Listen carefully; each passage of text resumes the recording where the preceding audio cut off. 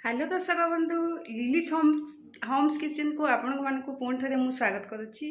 आज आमर रेसिपी है माछ नड़िया मसला। तो माछरे तो आम विभिन्न प्रकार रेसिपी कर खाई सारी किंतु माछरे नड़िया पकई तार रेसिपी अत्यंत स्वादिष्ट एवं निरा अटे। तो चलतु देखा तार प्रस्तुति प्रणाली।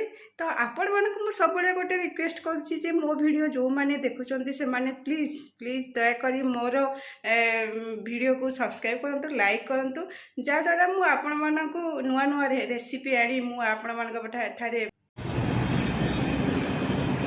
माछ नड़िया मसला पाई मु बाजार को जाई एक किलोर रोही माछ आनी। आपण मैंने देखिपे रोही माछ कटा चली ताकू भल बड़ बड़ पीस करी कटा होउची एवं ए रोही माछ को मु आनी धोई देइथिली।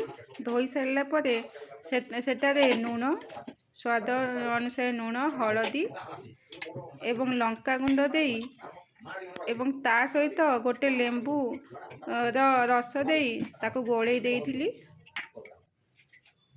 आपण देखि पाउछंती आमर माछ को केमती गोळा होउची।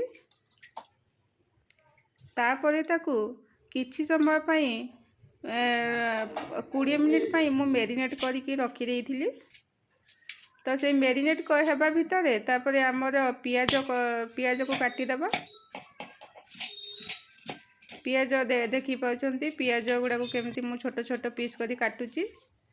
तापरे आमर अदा रसुण एवं पाचिला लंका को ग्राइंडिंग कर दबा।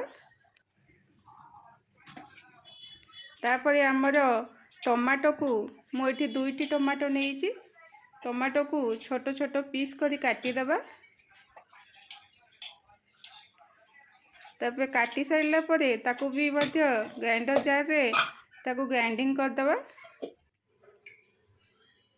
आमर ग्राइंडिंग टमाटो सॉस प्रस्तुत हो जाइए। ता सहित आमर अदा रसुण एवं लंका बटा मध्य प्रस्तुत हो जाइए। यापर आम नड़िया गोटे फाड़ नेबा ताकू कोरी ताकू उषुम पानी दे टिके तार रस को बाहर करवा। उषुम पानी दे आपण मैंने देखि पाउछंती मु केमती ता रस को बाहर करूची। चिपुड़ी रस बाहरी गला परे पुणी आमे ताकू छणा साहाय्य छाणी देबा। एठी मु गोटे किलो पई माछ पई मु अधा रस तार बाहर करिची नड़ियार।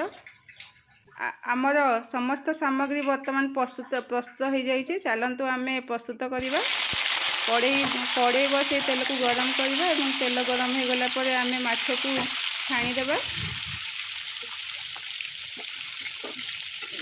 आमर माछ गुड़ाक आपण मैंने देखि पाउथिबे केमिति भल से फ्राए होई सेटा छणा होउची। एवं छणा हो सारा परे ताकू आम कड़े रू काढ़ी देबा।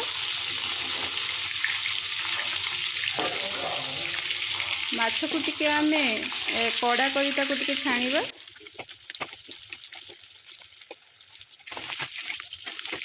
आमर माछ छणा प्रस्तुत हो गलानी। तापरे आमे फ्राई पैन बसाई ताकू सरिष तेल देबा। सेठी सरिष तेल रे माछ रेसिपी अत्यंत स्वादिष्ट होता है। सरिष तेल गरम हो गला परे आमे पियाज को दे देबा। पियाज तापरे आमर टिके बादामी रंग हो गला परे सेठी अदा रसुण लंका पेस्ट को पकई दे पुणी घांटीबा। आपण मैंने देखि पाउछंती मु केमिति सेटा को प्रस्तुत करूची। तापरे हलदी गुंड एवं काश्मीर लंका दे ताकू पुणी चलेइबा। टिके अल्प आंच रे आमे ताकू चलेइबा। तापरे आमे सेठी टमाटो सॉस आमे जोटा प्रस्तुत करथले सेटा को पकेइबा।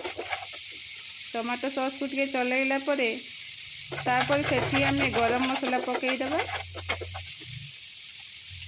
आपण देखि पाउथिबे ग्रेवी केते बढ़िया प्रस्तुत हो जाइए। तापर स्वाद अनुसार पुणी आम लुण पकेबा।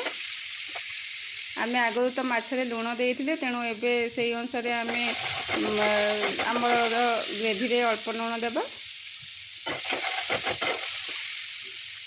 आमर ग्रेवी प्रस्तुत हो गला देखिपे तार रंग मध्य टिके परिवर्तन हो गला। तापर आम आमर जो नड़िया रस को छाणी से नड़िया रस को आम पुणी पकई ताको पुणी चलेबा। नड़िया रस को टिके फुटापी छाड़देबा 5 मिनिट। आम नड़िया रस फुटी गला आपण मैंने देखिपे नड़िया रस फुटी गला। तापर छणा होता रोही माछर पीस गुड़ा को आम से पके छाड़देबा। जहाँकि रोही माछर पीस गुड़ा को छाड़ी आम ताकू 7-8 मिनिट पर्यंत अल्प आंचरे ताकू छाड़देबा सिझापी। तार रसटा जी तापर आम धनिया